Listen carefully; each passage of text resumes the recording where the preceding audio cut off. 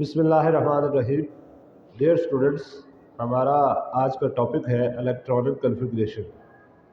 अब जैसे कि इसके नाम से ज़ाहिर है इलेक्ट्रॉनिक निकला है इलेक्ट्रॉन से, और कन्फिग्रेशन का मतलब है उसकी तरतीब, उसकी तकसीम, उसकी डिवीज़न। यानी इलेक्ट्रॉनिक कन्फिग्रेशन का मतलब है कि हम इलेक्ट्रॉन्स को न्यूक्लियस के गिर्द जो शेल्स होते हैं, जो ऑर्बिट्स होते हैं, उनमें किस तरह रखते हैं। यानी उसकी तकसीम को शेल्स में और ऑर्बिट्स में इलेक्ट्रॉन्स की तकसीम को हम इलेक्ट्रॉनिक कन्फिग्रेशन कहते हैं। ये हमारे टॉपिक का नाम है जी, इलेक्ट्रॉनिक कन्फिग्रेशन। इलेक्ट्रॉनिक का मैंने आपको बताया ये निकला है इलेक्ट्रॉन से, और ये निकला है उसकी तरतीब से। इसका मतलब है तरतीब। कन्फिग्रेशन का मतलब है उसकी तरतीब, यानी इलेक्ट्रॉन्स की तरतीब। अच्छा, अब इसकी डेफिनेशन ये है, the distribution of electrons. Distribution कहते हैं तकसीम को। इलेक्ट्रॉन्स की तकसीम अराउंड द न्यूक्लियस के गिर्द in various shells and subshells according to their increasing energy is called electronic configuration. अभी आप सिर्फ ये समझे कि इलेक्ट्रॉन्स की तकसीम न्यूक्लियस के गिर्द गोल दायरों में, जिन्हें हम शेल्स कहते हैं। अभी हमने पढ़ना है शेल्स क्या होते हैं और सब शेल्स क्या होते हैं और एनर्जी लेवल्स क्या होते हैं। यानी इलेक्ट्रॉन्स की तकसीम शेल्स और सब शेल्स में, बिल्कुल इसी तरह जिस तरह हमारे स्कूल के जो बच्चे होते हैं, जब उनकी तादाद ज़्यादा होती है तो उन्हें तरतीब से बैठाने के लिए मुख्तलिफ क्लासेस में बैठाया जाता है। बिल्कुल इसी तरह इलेक्ट्रॉन्स जब ज़्यादा होते हैं तो उन्हें प्रॉपर अरेंजमेंट देने के लिए, प्रॉपर कन्फिग्रेशन देने के लिए उन्हें शेल्स में रखा जाता है। तो अब यहाँ पर शेल की डेफिनेशन लिखी है, shells are the main energy levels that electron can occupy. यानी इलेक्ट्रॉन जिन एनर्जी लेवल्स में होते हैं उन्हें हम शेल्स कहते हैं, और इन शेल्स को मज़ीद छोटे एनर्जी लेवल्स में तकसीम किया जाता है, जिन्हें हम कहते हैं सब शेल्स।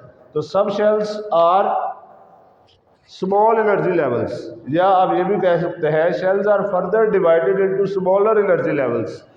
शेल्स को फर्दर स्मॉलर एनर्जी लेवल्स में जो है वो तकसीम किया जाता है, जिन्हें सब शेल्स कहते हैं। अब शेल्स जो है, के शेल होता है, एल शेल होता है, एम होता है और एल होता है, और सब शेल्स होते हैं जी एस, पी, डी और एफ। अभी हमने इसे डिटेल से पढ़ना है कि के शेल क्या होता है, एल क्या होता है, एम क्या होता है और एन क्या होता है। इसी तरह सब शेल्स को भी पढ़ना है। अभी मैंने यहाँ पर एक बात की थी एनर्जी लेवल की, तो हमें रदरफोर्ड ने बताया एटम का दरमियानी हिस्सा न्यूक्लियस पर मुश्तमिल होता है, जिसके ऊपर पॉजिटिव चार्ज होता है, ये हार्ड होता है और डेंस होता है। उसके बाद बोहर ने ऑर्बिट का कंसेप्ट दिया। ये जो गोल दायरे हैं जिन्हें ऑर्बिट्स कहा जाता है, इन्हें शेल्स भी कहते हैं। बोहर ने ही कहा कि न्यूक्लियस के करीब जो सबसे नज़दीक ये गोल दायरा होगा ना, शेल होगा, उसकी एनर्जी सबसे कम होगी, और उसने उसको के शेल का नाम दे दिया अल्फ़ाबेटिकल ऑर्डर में। उसके बाद दूसरा जो है उसको एल शेल का नाम दे दिया जो उससे बाहर था। तीसरे को एम शेल का नाम दे दिया बोहर ने। चौथे को एन शेल का नाम दे दिया। अब ये जो है ना न्यूक्लियस के करीब, ये पहला एनर्जी लेवल है, n equals to 1, N energy level है।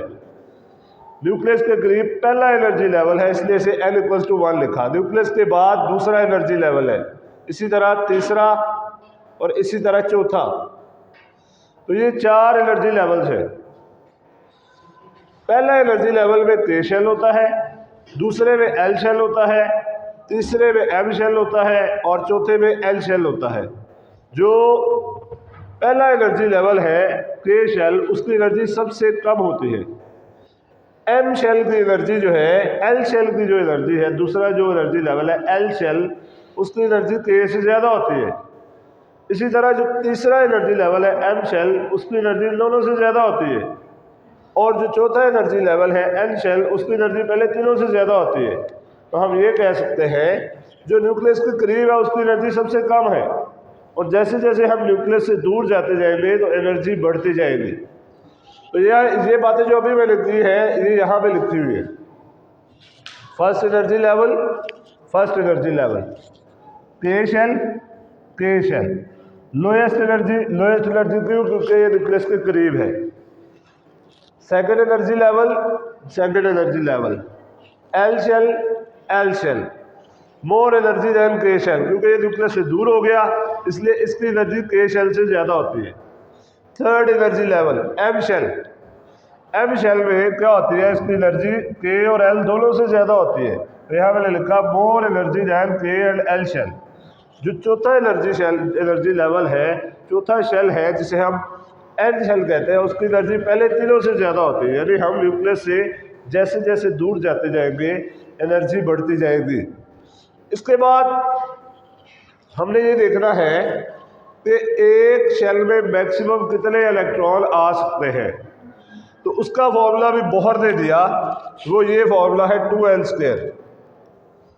बोहर ने शेल में मैक्सिमम नंबर ऑफ इलेक्ट्रॉन निकालने के लिए फॉर्मूला दिया 2n²। यहाँ पर n क्या है? Shell number. ये लिखा है the maximum number of electrons that a shell can accommodate by is given by 2n² formula. ज़्यादातर इलेक्ट्रॉन जो कोई शेल रख सकता है उसे 2n² फॉर्मूला से हम कैलकुलेट करते हैं। यहाँ पर n क्या है? Shell number. इससे अगली जो वीडियो होगी उसमें आपको बताया जाएगा कि 2n² फॉर्मूला को किस तरह अप्लाई करके नंबर ऑफ इलेक्ट्रॉन्स किस तरह निकाले जाते हैं। ये तो थे शेल्स। इसके बाद सब शेल की बात कर लेते हैं। सब शेल का छोटा हिस्सा होता है और ये लिखा हुआ है जब एनर्जी लेवल 1 है तो के शेल होता है और इसमें सिर्फ एस सब शेल होता है। जब एनर्जी लेवल 2 होता है तो एल सब शेल होता है, एल शेल होता है और इसमें सब शेल होते हैं एस और पी।